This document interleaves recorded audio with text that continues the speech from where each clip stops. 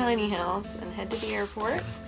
It's about 1 o'clock right now, and it is, let's see what the temperature is, 24 degrees, but it feels like 14. All right, good to go. Our trip started out with about 15 hours of travel. We drove from our house to Philadelphia Airport, and then took our first flight really early in the morning from Philadelphia to Charlotte. We had a short layover in Charlotte, which turned into a little bit longer of a layover because it was snowing and kind of icy. But once we got onto the plane, we got to watch the really cool process of having the plane get de-iced, and then we were onto the runway and headed to Belize. Definitely looking forward to some warmer weather at this point.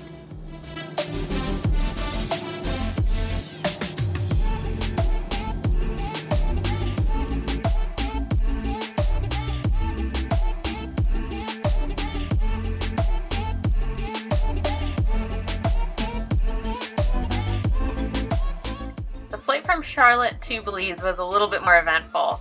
Patrick wasn't feeling well and he actually passed out for about 15 seconds, which caused us to almost have to make an emergency landing with the plane, but in the end he was okay and we were able to stay on course and head toward Belize.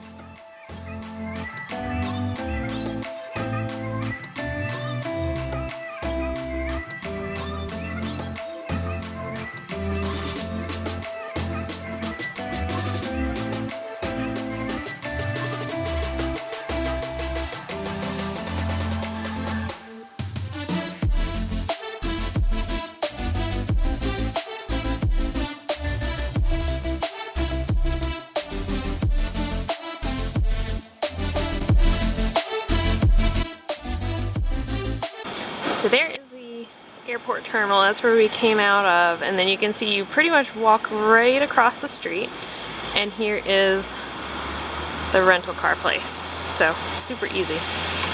We got the rental car and started the drive from the airport down to Hopkins.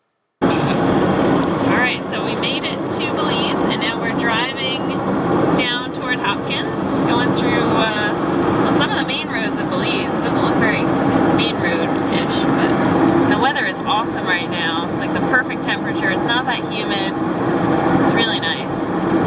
Plane ride was easy for the most part. Got some mountains creeping up in the background. And right now we are heading west. We're going toward BELMOPAN.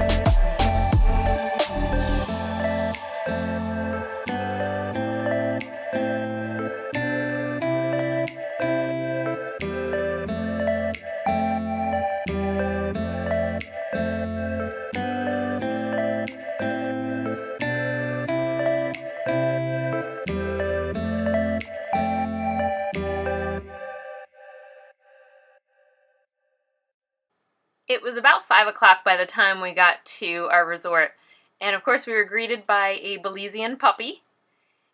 And then we started to walk around and check the place out. It was a really neat location. There are several different buildings with authentic thatched roofs and an open air dining area that we had breakfast in every day. And then we headed back to our room so that we could drop our stuff off and head down to the beach to relax and cool off a little bit after all of our traveling. Luckily, it was about a 5-minute walk from our hut to get to the beach.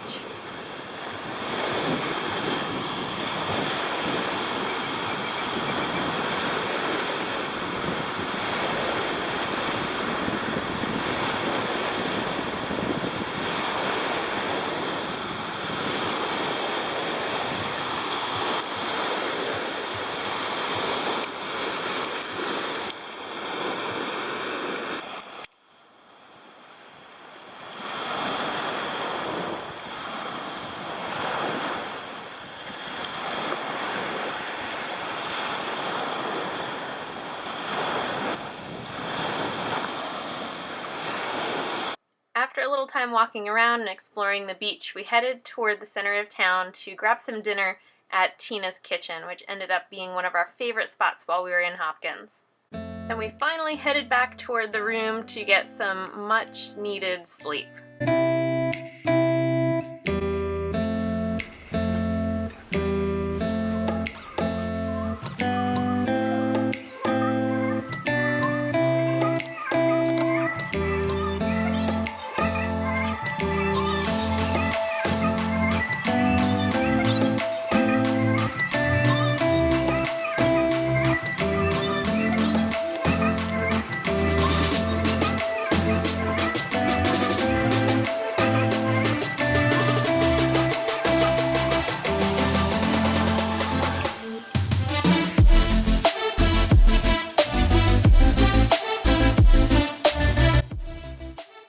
After breakfast, we headed up north to explore the town a little bit and walk around.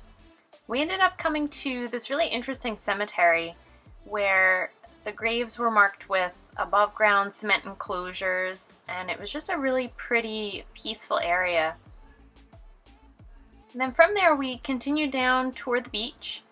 We found out that on Monday a lot of places in the town were closed, so it took us a little while to find some lunch, but we didn't mind hanging out on the beach and letting some time pass while we waited to find some food. And we ended up walking down toward the center of town, and we found a cafe that finally had drip coffee, which is very tricky to find in Belize. Walking in the rain. We went to the other side of town, and there's a big black cloud rolling over, and now it's pouring. And we're wet. Oh yeah, we got a cinnamon bun. So that was worth it. We were getting soaked. On the way back to the room, we picked up some local beer. BELMOPAN is the official beer of Belize, and some banana chips so that we could dry off and relax in the room for the night. We'll go to that place you're talking about. The Jaguar Reserve? Or whatever that be on the map. Placencia?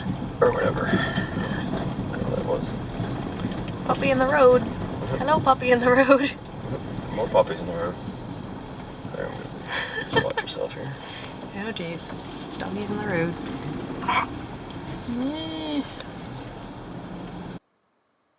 The next day our plan was to head toward the Jaguar Reserve to do some hiking. But unfortunately the weather had a different plan. It was still pretty rainy, and that made it a little bit tricky navigating into the Jaguar Reserve. So I'm not sure how far in we are, but the roads have gotten a little bit sketchier because it's been raining for a little while. So it's a little bumpier, and Patrick is testing his off-road driving skills right now. But maybe we should have upgraded the rental car? Yeah. That was a topic of debate earlier in the trip when we picked up the rental car from the airport. And we decided to stick with this little, what are we driving? Hyundai i10, I think. Some kind of little Hyundai that looks like a shoe. Yeah. And I mean, so far it's handling these roads okay. We're all right so far. We'll see.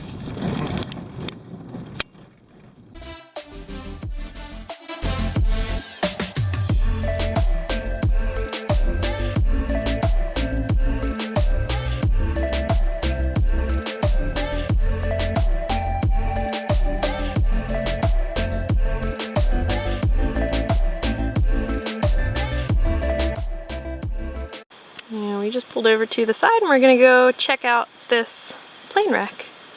A little bit of a hike there.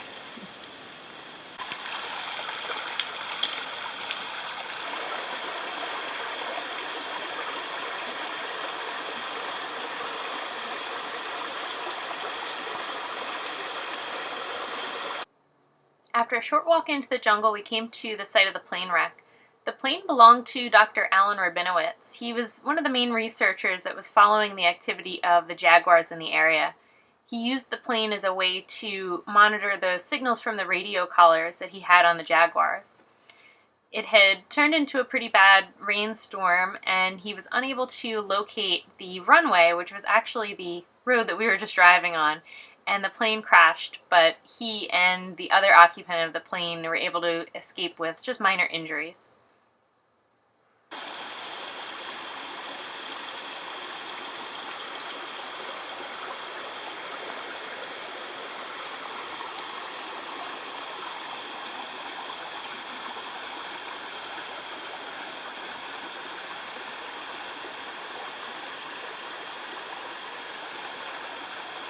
The reserve has a really nice network of hiking trails that go to some nice overlook points and some waterfalls, or you can rent a tube if you want to float down the river. So now we are leaving the Jaguar Preserve.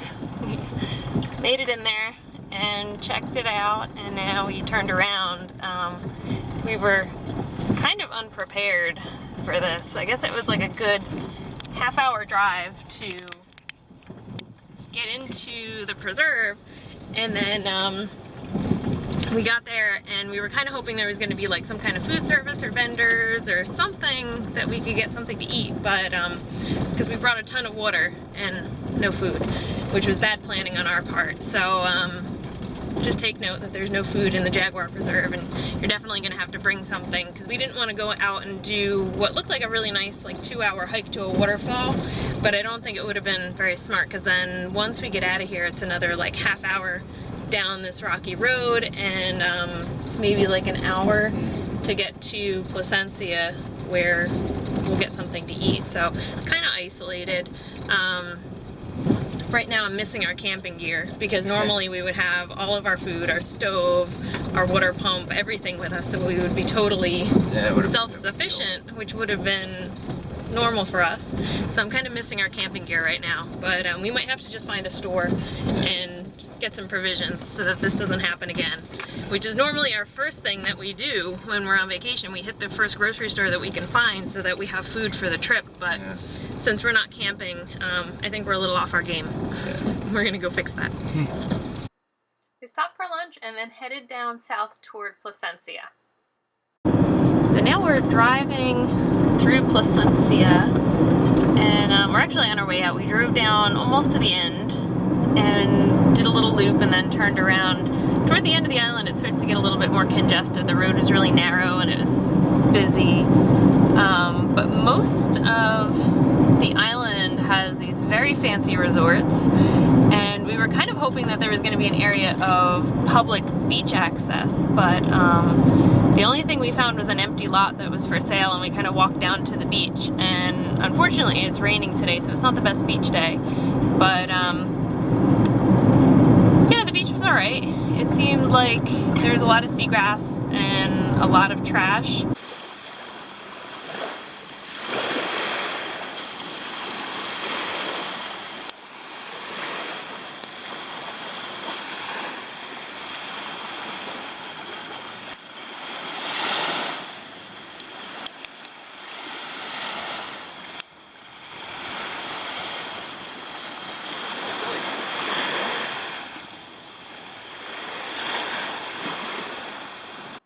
On the way back to Hopkins, we stopped at a convenience store and picked up some snacks. And then we left that bag of snacks hanging up in the room when we went to get dinner. When we got back from dinner, that's when the ants were attacking our bag of snacks. It is the cookies. Shit, it is. I wanted to eat them too. I think they chewed a hole in the side of the bag. What? I can like hear them. What? Oh my god. That might be fire ants. Stop it. At least you got gloves on. No, I don't. They're socks. Why aren't you doing this? Because you put the gloves on, your safety.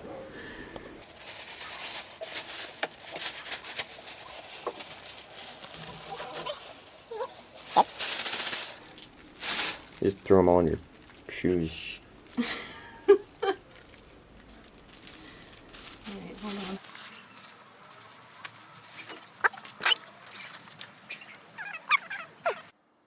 In the short time that we had gone out to get dinner, it seemed like an entire colony of ants found our snack bag and decided to move in and help themselves.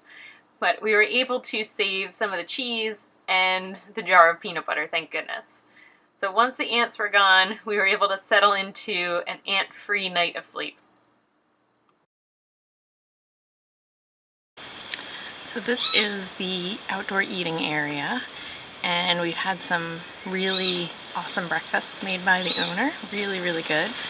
We had Fry Jack for the first time today, and that was awesome. Like the best pancakes you've ever had that are deep fried. And one of our favorite parts is that they have drip coffee here, which is hard to find in Belize. So there it is. We spent one day walking around town just trying to find regular coffee. But yeah, so this is our breakfast spot.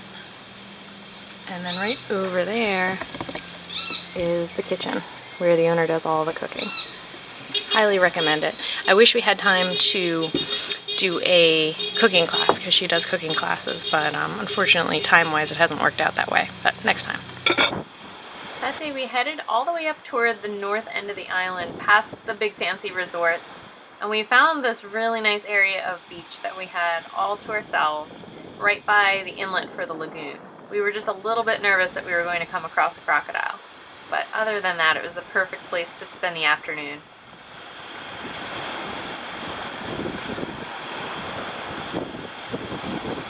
Okay, we're going to give you a quick little tour of our room here, and you can see it's mostly just cement walls and a really cool thatched roof, which works surprisingly well when it rains. No leaking at all. We were really kind of shocked because it was pouring the other night.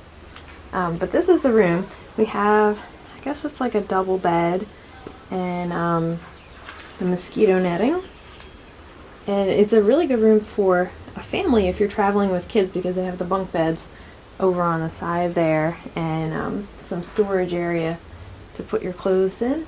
The whole thing just has like a cement floor and a little table in the corner. And then I'll show you the bathroom.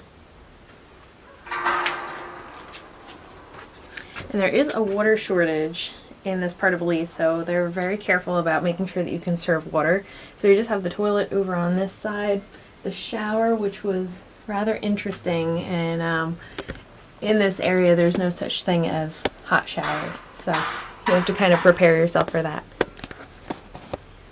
And then over here on the sink, I left our water filter out so that you can kind of see what we were doing. This is our water filter, and what I would do is just take the water from the sink and fill it up into the bag, which has the intake end, and I would leave that in there. And then this is our water filter. It has a connection on the bottom that goes on top of the bottle, and then you just pump the water through.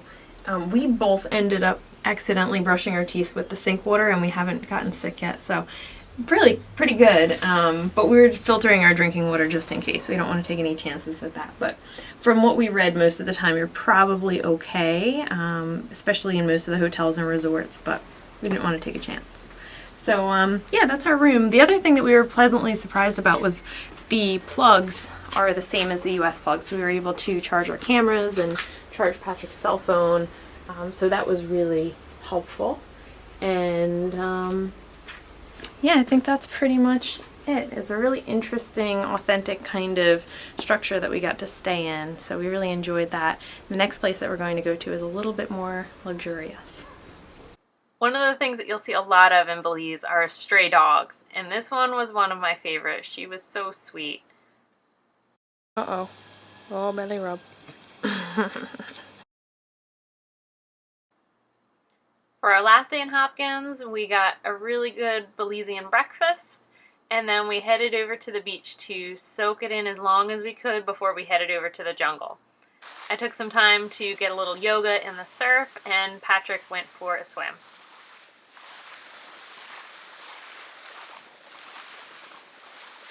So we are getting ready to leave Hopkins right now, unfortunately, because as much as it rained and it was cloudy yesterday, today is beautiful. It's like a perfect beach day. It's the perfect temperature.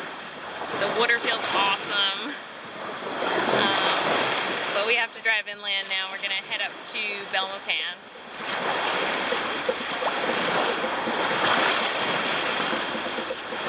Alright, so say goodbye to the beach. We're going to head toward the jungle. We left Hopkins and got back on the Hummingbird Highway going north toward BELMOPAN, but we had a couple stops that we wanted to make along the way. The first one was the Blue Hole National Park, which has a really nice swimming hole and some caves that you can explore on your own.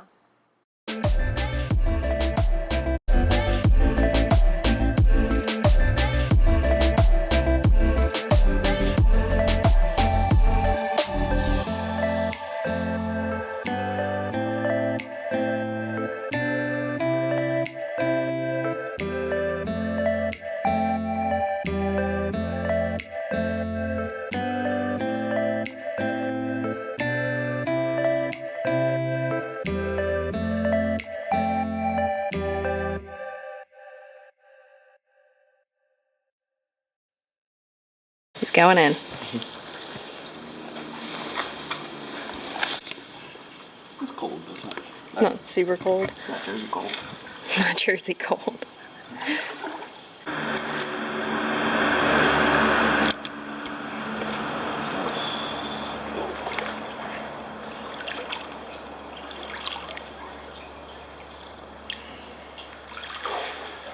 It was like we're the only ones here.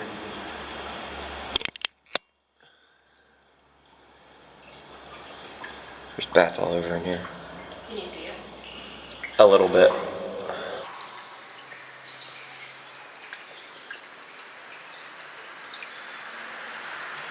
So there's two sides of this blue hole. When you come down, you can make a right into this place, and then there's a left to the, I guess the actual blue hole. But this is like a cave section.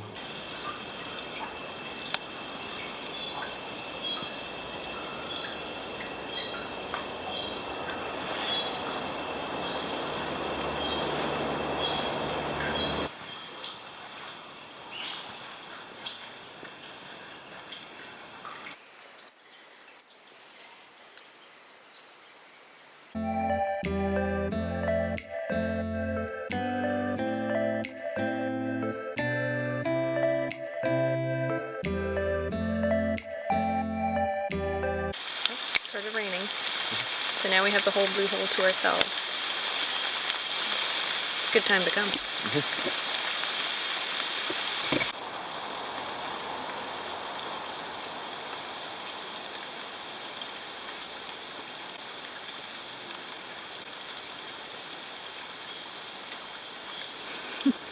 It's raining leaves.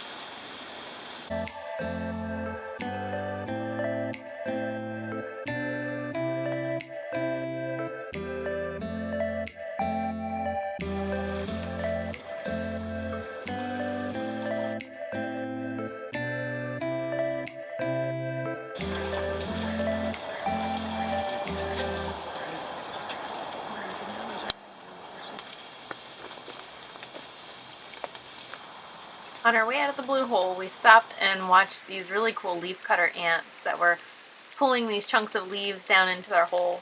One of the guides said that that means that it's going to rain, but I guess that's always the case.